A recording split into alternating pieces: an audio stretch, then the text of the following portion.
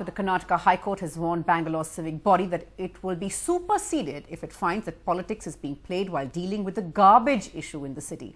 This is the second rap from the court in less than 3 weeks to do the Clean Up Act. The government claimed that the city will be cleaned up by Sunday, but we ask, is finding a landfill the permanent solution?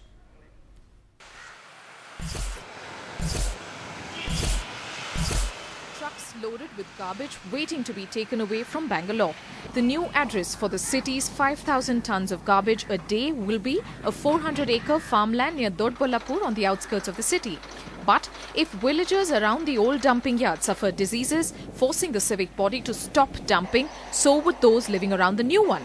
We need decentralized management in every ward so that zero waste goes out of a ward, that there is segregation at source, the dry waste is collected separately, the wet waste is composted locally, and we send back manure to the various villages around us. Then we won't have this problem of dumping. Bangalore's civic body, the BBMP, spends an estimated 480 crore rupees on collecting and transporting garbage from the city to the dump yard every year. Successive governments have been awarding contracts to certain truck operators year after year.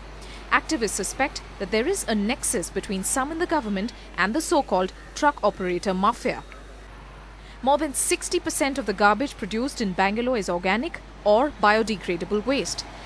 If the wet waste can be treated to becoming manure, it could be disposed within the city like in parks or for Bangalore's diminishing number of trees, which means only 40% of the total waste would need transportation. Experts suggest that the expensive contracts can be done away with by instead paying BBMP workers for treating dry waste. The government, however, insists on getting foreign help. One SL group has come forward to invest 300 crores in this one Israeli technology, proven technology from 10 years. We have gone to Israel and seen this technology and come. A committee has been set up to suggest permanent solutions within a week to the BBMP, but those solutions will hopefully turn into action. But this crisis, an opportunity for Bangalore to realize that segregation is the first step to a permanent solution. If dry waste can be separated from wet waste in every home, then collection becomes that much more easy and processing less expensive, which means the money that you and I pay as taxes will be less wasted. Radhika Iyer with Govind Murthy in Bangalore for NDTV. And Radhika is now joining us from Bangalore this evening. Radhika, from Garden City to garbage dump, it's of course such a short journey there for a city like Bangalore, one of the cities that we used to be just so proud of, and another a civic collapse there. But solutions that we are looking at, we just saw your report there. Are there any sort of permanent solutions also that we can carry out without foreign help? Even though we are doing segregation. Well, in fact, the Bangalorean community, in fact, environmentalists have completely rejected any involvement from either Israeli groups or from German companies who've offered to invest, no doubt, more than 300 crore rupees. But that would mean a lot of returns in a sense where they would also charge a huge fee. This is like an international airport where somebody who is used to an Udupi meal having to be forced to take a flight from a plush international airport. So is that solution feasible at all? However, on the contrary, there is this simple, very traditional method of disposal of garbage, which it seems the government at this stage is not willing to budge upon, simply because, according to many experts, many detractors and critics of the government, there is a mafia which is in place, which perhaps has been receiving favors in return of alleged kickbacks that several politicians within the government, as well as other successive governments which have been dealing wrongly and in an unscientific matter, the problem of disposal. We are coming to you live at this moment from one such mountain of muck which Bangalore has been living with, a very arterial road. I have with me a few people. Ma'am, you run a school, you're an educationist. With children coming to your school every day, morning and evening, how difficult is it? And with an outbreak of dengue, really, how are you coping? Fortunately, we haven't had too many problems because we keep our own school area very clean. There's no stagnant water anywhere, and I'm very, very particular. Even our fountain has not been working. We've kept it off, and any stagnant water, even if we had it in. From what we're seeing here, the school is not too far away. It's diagonally opposite. Yeah, that's right. And with all the rubbish all over, everybody's using every area as a dumping ground. As you see, even opposite my place, now there's a huge grain. So they've started using that as a dumping ground. Huge bags, and everybody seems to think they bring their garbage over there. Right. So what about children? Are you giving them new rules? Are you telling them to carry with them sanitizers? Having to declare holiday at a time when there is a terrible garbage pile? piled up? We haven't had to declare a holiday, but we've had to make them use sanitizers. In fact, when they weren't available, we got them at the school and we gave it to them so they could use it regularly. Right. So some little schools, in fact, supplying sanitizers, are asking for parents to take extra care. The fact that segregation has to take place at home, and what we're saying is that this crisis is perhaps an opportunity for Bangalore to wake up and realize that segregation at home is the only solution. Is that practically possible? As someone who's been heading an association of residents, is it possible? Yeah, segregation definitely is possible. Yes. And it starts with you. You must be the change you want to see. Yes. So exactly, if you are able to segregate wet and dry, Yes. you can definitely be a role model. And what we are trying to do in our area, which is close to the location here, is go to each individual house or an apartment and the flat there and try and educate them about it and tell them that This is door to door?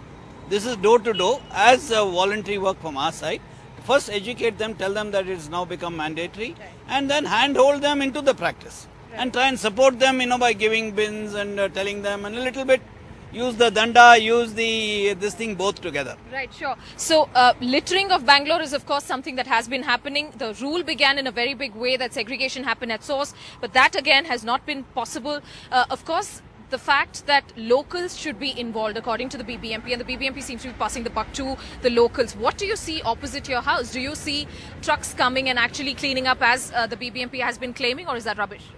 Well, the trucks do come in the morning, they do clean up and go, and we are segregating the garbage and giving it to them.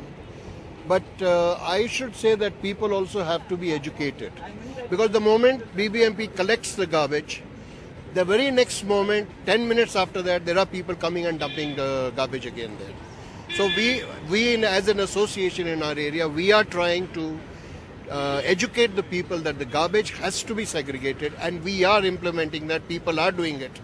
But the BBMP also has to support us, because we find that when the garbage is collected, it's all mixed up again and put in the trucks and taken away. Right, that's a very important point. In fact, segregation takes place at source. However, during the time of collection itself as a process is unscientific. Yet आप इसी इलाके में रहते हैं, आपका ये कई schools हैं, यहाँ पर कई अस्पताल हैं. What is the problem that you're facing with, and you as a citizen, have you realized that segregation at source is the first step to solution? सबसे पहली अच्छी ये बात है कि आप लोगों ने इसके बारे में कुछ सीरियसली इंटरेस्ट ले रहे हैं अभी, क्योंकि अभी जो लोग इधर सफ़र कर रहे हैं काफ़ी प्रॉब्लम है इन लोगों को. आप देख रहे हैं इधर सबसे पहली चीज़ ये है कि we are losing the charm of the areas. Like Frazer Town जो है बेंगलुरु का सबसे पुराना और सबसे ब्रिटिश मेड एरिया है, इसकी से काफ़ी खूबियाँ थे बेंगलुरु सिटी के अंदर. तो ये गार्डन सिटी एरिया जो है it has become a huge garbage city.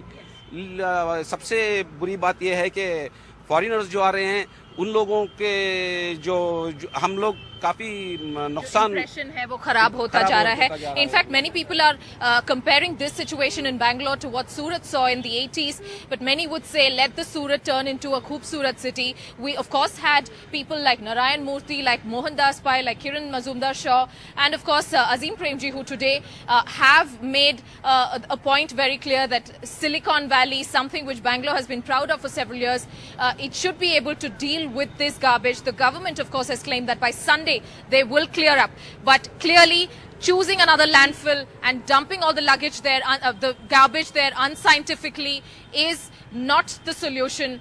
The process of scientific segregation as well as processing, and now as suggested by the Green Lobby and environmentalists of Bangalore, that there be decentralized systems in every little ward is the only way forward. And it's appalling, Natasha, to know that a city of this magnitude and this kind of a repute for its infrastructure and IT capabilities does not even have a fully operational and state-of-the-art processing unit for garbage.